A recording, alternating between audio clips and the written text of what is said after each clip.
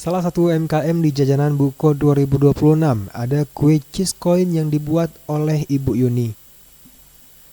Usaha makanan ini ia mulai karena anak-anaknya suka jajan makan ini. Kemudian ia belajar sendiri dengan tutorial di sosmed.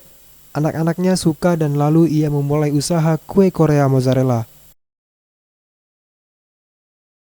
Karena anak-anak dulu kan sering jajan ini di mall-mall. Jadi inspirasi dari sana. Harganya yang original 15, kalau yang matcha dan coklat 18.000.